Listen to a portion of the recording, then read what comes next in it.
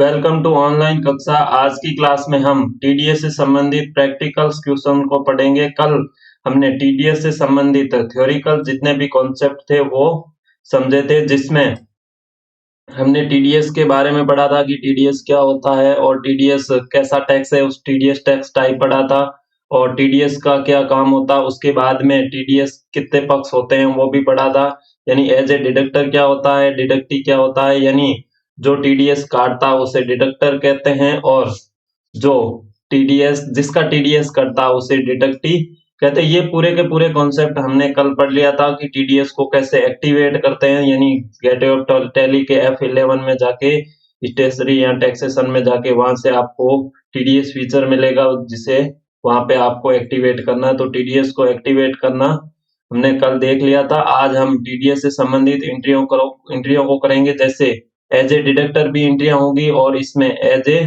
Deductive भी एंट्रियां आएगी। तो हम दोनों टाइप्स की एंट्रियों को इसमें आज पढ़ेंगे। तो हम सबसे पहले एज ए डिडक्टर एंट्रियों को करते हैं, जिसमें पहली एंट्री जो नॉर्मल एंट्री है, mister Kapoor started a universal business solution by bringing in cash, यानी ये कैश में 30 लाख रुपए कैश में लगाता and deposit 25 lakh into SBI bank और 25 लाख रुपीज एसबीआई बैंक में जमा करता है, यानी टोटल जो कैपिटल लगाता है वो 55 लाख रुपए का टोटल कैपिटल लगाता, जिसमें कैश में आपके हो जाएगा 30 लाख और एसबीआई बैंक में हो जाएगा आपके पास में 25 लाख रुपीज एसबीआई बैंक में। टोटल जो कैपिटल होगा वो 55 लाख। यदि आप नया बिजनेस स्टार्ट करते हो उस समय कंपनी में कैश आता है तो कैश डीआर हो जाएगा और एसबीआई बैंक में भी कैश आ रहा है तो एसबीआई बैंक भी डीआर हो जाएगी। कैपिटल अकाउंट अपने आप क्या हो जाएगा, सीआर हो जाएगा। और ये एंट्री सामान्यतः अपन इस एंट्री को F6 में करते हैं, रिसिप्ट में। कौन से वाउचर में? रिसिप्ट में। तो ये रिसिप्ट वाउचर में एंट्री हो जाएगी, जिसका 10 नंबर आपको मिस्टर कपूर की जो कंपनी है उसका 10 नंबर आपको यहाँ अवेलेबल करवाया गया है। यानी 10 नंबर होता है वो डिडक्टर के लिए काम में लिया जाता है, यानी जो डिडक्टर होते हैं उनके 10 नंबर होता है और जो डिडक्टी होता है उनके पास में पैन नंबर होता पर्सनल अकाउंट नंबर, और 10 नंबर का मतलब टैक्स अकाउंट नंबर। तो सबसे पहले हम मिस्टर कपूर के नाम से कंपनी क्रिएट करेंगे, जिसमें टीडीएस को इनेबल करेंगे। उसके बाद में वहां 10 नंबर डालेंगे और ये पहली एंट्री करेंगे। तो सबसे पहले मैं टैली ओपन कर लेता हूं। उसके बाद में आपको बाहर जाके गेटवे ऑफ टैली में जाके F3 को प्रेस करना है, जिसमें आपके पास में कंपनी इन्फो खुल जाएगा और उसमें सबसे ऊपर क्रिएट कंपनी में जाके आपको नई कंपनी क्रिएट करनी है, जिसमें मैं मिस्टर कपूर के नाम से टीडीएस के नाम से कंपनी बना लेता हूं। और उसके बाद में स्टेट में मैं यहाँ राजस्थान सेलेक्ट कर लेता हूं। उसके बाद में जितने भी आपको ऑप्शन मिलते हैं उनको आप खाली भी छोड़ सकते हो और उसमें आप डिटेल भी फिल कर सकते हो। मैं सामान्यतः इसको खाली छोड़ देता हूं। उसके बाद में फाइनेंशियल ईयर में आप 1 अप्रैल 2023 कर लीजिए, और यदि आप चाहो तो इसमें फाइनेंशियल ईयर को चेंज भी कर सकते हो। मैं इसको डिफॉल्ट रखता हूं। उसके बाद में आप इसको एक्सेप्ट करवा दो। जैसे ही आप एक्सेप्ट करवाते हो तो कंपनी जैसे ही क्रिएट होती है तो उसके कंपनी के कई फीचर आते हैं जिसको आपको इनेबल करना होता है या फिर इसको वैसे छोड़ना होता है। तो मैं इनको वैसे ही छोड़ देता हूं। और टैक्सेशन में जो टीडीएस का ऑप्शन होता है वो मैं यहाँ से यस कर लेता हूं। आप उनको आगे जाके भी यस कर सकते हो। तो मैं इसको यहाँ से जीएसटी को नो कर देता हूं और टीडीएस का जो ऑप्शन है उसको अलाउ कर लेता हूं। जैसे आप टीडीएस का ऑप्शन को अलाउ यस करोगे तो उसके आपके सामने टीडीएस की जो डिटेल्स है वो पूछेगा। तो सबसे पहले जो 10 रजिस्ट्रेशन नंबर है वहां पे आपकी जो कंपनी ने 10 रजिस्ट्रेशन करवाया था उसके नंबर को डालना है। मैं इसको खाली छोड़ देता हूं। उसके बाद में अगला tax deduction and collection account number, यहाँ जो 10 नंबर है जो आपको क्वेश्चन में मिला था वो 10 नंबर यहाँ डाल लेना। मैंने पहले से कॉपी कर रखा, मैं यहाँ इसको पेस्ट कर देता हूं। उसके बाद में डिडक्टर टाइप, यानी जिसका 10 नंबर होगा वो हमेशा क्या होगा, डिडक्टर होगा, और जिसका पैन नंबर होगा वो हमेशा क्या होगा, डिडक्टी होगा। तो डिडक्टर टाइप में आपको कंपनी सेलेक्ट करना। यदि आपकी जो भी कंपनी यदि इंडिविजुअल है तो वहां आपको इंडिविजुअल सेलेक्ट करना है, यदि वो कंपनी है तो वहां आपको कंपनी सेलेक्ट करना है। मिस्टर कपूर ये एक कंपनी है तो यहाँ कंपनी सेलेक्ट कर लेते हैं, बाकी आप सीधा इसको एक्सेप्ट, इस विंडो को एक्सेप्ट करवा दीजिए। उसके बाद में इससे भी, इस विंडो को भी आप सीधा यहाँ से एक्सेप्ट करवा देने के बाद में आप जो कंपनी का पहला पेज है गेटवे ऑफ टेली, वहां पे रीडायरेक्ट हो जाओगे। उसके बाद में आपको वाउचर में एंट्रिया करनी है, और जो पहली एंट्री होगी वो F6 वाउचर में होगी, जिसमें CR में कैपिटल का अकाउंट बनेगा। यहां से मैं कैपिटल अकाउंट बना लेता हूं। उसके बाद में जो कैपिटल का अकाउंट है वो अंडर ग्रुप कैपिटल में जाता है हमेशा, वो आपको पता होगा। और इसके बाद में ये एक नॉर्मल लेजर है, इसको सीधा आप एक्सेप्ट करवा दीजिए। उसके बाद में क्रेडिट में आपको जितना कैपिटल लगाया है, जितना मिस्टर कपूर ने कैपिटल लगाया वो पूरा अमाउंट डाल दीजिए। 55 लाख रुपए कैपिटल लगाया था, आपको पता होगा, आपने क्वेश्चन देखा होगा, उसमें 55 लाख रुपए उसने कैपिटल लगाया था, जिसमें से कैश में उसने 30 लाख रुपए कैश में लगाए, और इसी के साथ में उसने SBI बैंक में डिपॉजिट किया था, वो 25 लाख रुपए उसने SBI बैंक में डिपॉजिट किए थे। तो मैं SBI बैंक का यहाँ पे Alt+C से SBI बैंक का लेजर बना लेता हूं। SBI बैंक का लेजर, सामान्यतः बैंक के लेजर हमें बैंक के अकाउंट्स में जाते हैं, तो मैं बैंक के लेजर को बैंक अकाउंट में डाल देता हूं। और ये भी एक नॉर्मल लेजर है तो इसको सीधा एक्सेप्ट करवा देता हूं, तो इसमें ऑटोमेटिक अमाउंट फिल हो जाएगा 25 लाख रुपए। और ये डालने के बाद में आप इस एंट्री को सीधे क्या करवा लो, एक्सेप्ट करवा लो। इसके बाद अगला क्वेश्चन करते हैं, जो कि PDF में आपको 2 नंबर पे मिलेगा। अगले क्वेश्चन में देखो, mister Kapoor purchase service from infotech. तो मिस्टर कपूर क्या करता है, एक सर्विस परचेज करता है, किससे, इन्फोटेक नाम की कोई कंपनी है। तो इस इन्फोटेक नाम की कंपनी से सर्विस परचेज करता है 90,000 रुपए की। और इसमें देखो इसके GST नंबर दे रखे हैं, तो GST नंबर में शुरुआत के 2 अक्षर होते हैं वो स्टेट कोड होते हैं, उसके बाद के अगले जो 10 अक्षर होते हैं वो होते हैं उसके पैन नंबर, ठीक है, उस कंपनी के पैन नंबर। तो इन्फोटेक के पैन नंबर हो जाएंगे वो AACC1206D। तो ये इनके क्या हो जाएंगे, अगले 10 अंक D तक के वो इनके पैन नंबर हो जाएंगे, जिसमें 4 नंबर पे जो कैरेक्टर आता है वो ये डिसाइड करता है कि जो पार्टी है वो कंपनी है या इंडिविजुअल। तो जो 4 नंबर पे यदि C आता है तो इसका मतलब होता है कंपनी, और यदि 4 नंबर पे P लिखा होता है तो उसका मतलब होता है प्रोपराइटर या फिर पर्सनल, तो वो इंडिविजुअल व्यक्ति या पर्सनल के लिए आता है। यदि वहां पे F लिखा होता है तो इसका मतलब होता है पार्टनरशिप, यदि कोई पार्टनरशिप है तो वहां पे F लिखा होगा, ठीक है। पैन नंबर के 4th कैरेक्टर पर जो भी कैरेक्टर होगा वो डिसाइड करेगा कि वो पार्टी यदि इंडिविजुअल है या कंपनी है या फिर वो पार्टनरशिप में है। तो यदि F लिखा होगा तो वो पार्टनरशिप में होगी, P लिखा होगा तो वो पर्सनल होगी या प्रोपराइटर होगी तो वो इंडिविजुअल हो जाएगी, और यदि C लिखा हुआ है तो वो इन केस में वो कंपनी होगी। तो हमारे केस में वो क्या हो जाएगी, कंपनी हो जाएगी। उसके बाद में इसमें वाउचर रहेगा वो परचेज वाउचर रहेगा, क्योंकि वो सर्विस परचेज कर रहे हैं। तो एंट्री होगी वो F9 यानी परचेज वाउचर में होगी। उसके बाद पर क्या परचेज कर रहा है, सर्विस, तो किससे कर रहा है, इन्फोटेक से।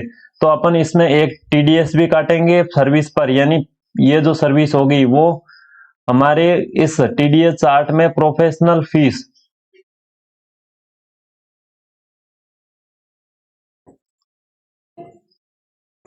फीस या प्रोफेशनल सर्विस में आएगी।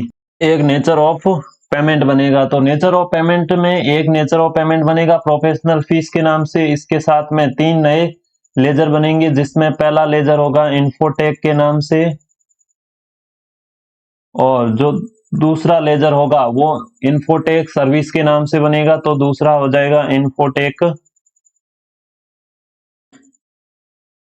सर्विस का। और तीसरा, यानी इनमें से जो TDS कटता है तो वो TDS, जो कटा हुआ TDS है वो अपन TDS पेबल में डालते हैं, जो कि अपने को आगे यानी मिस्टर कपूर को आगे गवर्नमेंट को पे करना होता है। तो इसके लिए एक लेजर और बनेगा TDS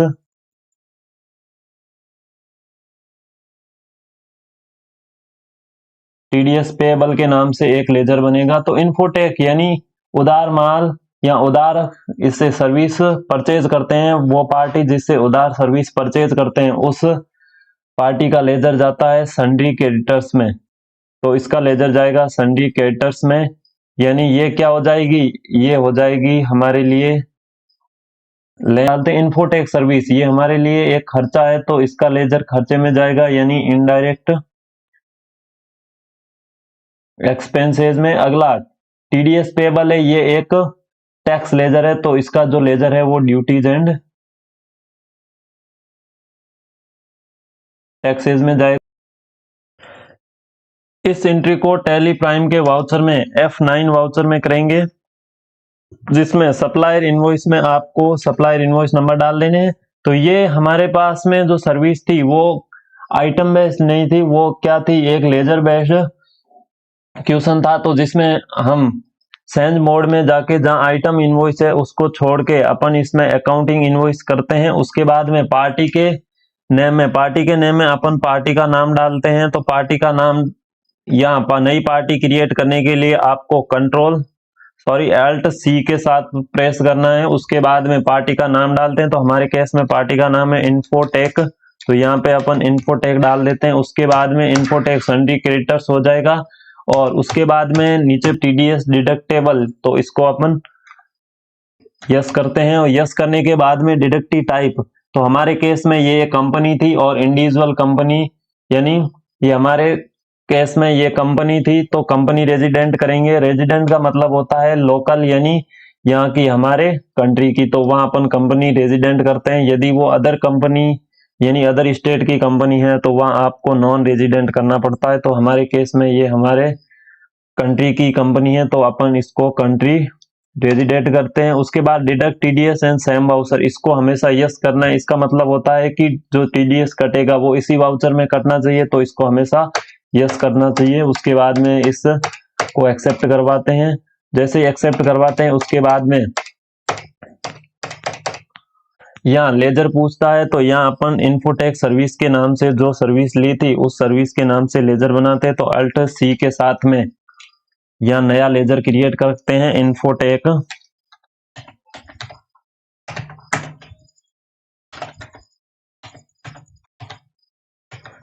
सर्विस के नाम से जो हमारे लिए क्या खर्चा है, तो यहाँ इनडायरेक्ट एक्सपेंसेस सेलेक्ट करते हैं।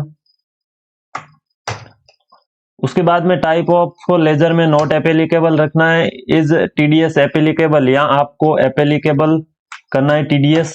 उसके बाद में यहाँ आगे आ रहा है नेचर ऑफ पेमेंट, तो नेचर ऑफ पेमेंट में अनडिफाइंड की जगह आपको करना है प्रोफेशनल फीस, जिसमें सेक्शन, तो सेक्शन कहां से मिलेगा, 194J सेक्शन है। तो आपको वो जो पीडीएफ दे रखी है उस पीडीएफ में आपके ऊपर सेक्शन कोड मिलेंगे, सेक्शन कोड के साथ पेमेंट कोड, और प्रोफेशनल फीस 194J पे आती है। तो 194J को देखो, जिसमें प्रोफेशनल फीस टेक्निकल फीस के साथ में यहाँ पे 30,000 पर एनम से यदि पेमेंट अधिक है तो वहां 7.5% इंडिविजुअल टैक्स लगेगा और 7.5% कंपनी के लिए वहां पे टैक्स लगेगा।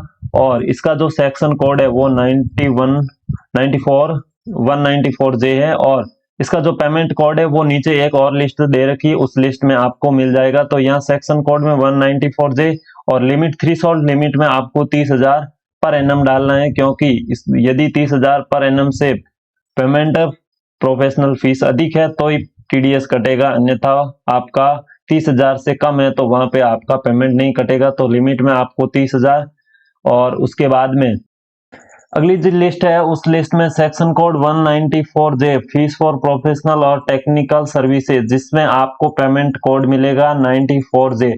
तो ये पेमेंट कोड में 94J डालना है और सेक्शन कोड में 194 और थ्रेशोल्ड लिमिट में आपको 30,000 डालनी है। ठीक है, तो अपन चलते हैं टैली प्राइम में, जिसमें 194J सेक्शन कोड में और पेमेंट कोड में 94J, और इसका जो टैक्स रेट है वो 7.5% इंडिविजुअल के लिए भी है और 7.5% कंपनी के लिए भी है, तो वहां 7.5% डाल देते हैं। उसके बाद में थ्रेशोल्ड लिमिट, और थ्रेशोल्ड लिमिट में आपने देखा होगा वहां 30,000 पर एनम, यदि 30,000 पर एनम से पेमेंट अधिक है प्रोफेशनल फीस का तो ही टैक्स कटेगा, अन्यथा वहां आपका टीडीएस नहीं कटेगा। तो वो आपको 30,000 पर एनम रखना। उसके बाद में इसमें प्रोफेशनल फीस सेलेक्ट करने के बाद इसको सीधा एक्सेप्ट करवाना। उसके बाद में इन्फोटेक सर्विस से कितने रुपए की सर्विस ली है तो वो अमाउंट डालना है। तो 90,000 रुपए की सर्विस ली है तो 90,000 रुपए अमाउंट डाल देते हैं। उसके बाद में यहाँ पे जो टीडीएस कटेगा, यानी इसमें से जितना टैक्स कटता है वो टैक्स को टैक्स लेजर में डालना पड़ता है। जैसे आपने देखा होगा जीएसटी, जितने भी स्टॉक आइटम थे सभी पे जीएसटी कटती थी, तो वो जीएसटी के लिए अपन नीचे लेजर में आईजीएसटी, सीजीएसटी या फिर एसजीएसटी के नाम से जीएसटी लेजर, टैक्स लेजर बनाते थे। उसी प्रकार इसमें भी एक टैक्स लेजर बनेगा जिसका नाम है टीडीएस पेबल। तो एल्ट सी से आपको नया लेजर बनाना है जिसका नाम हो जाएगा टीडीएस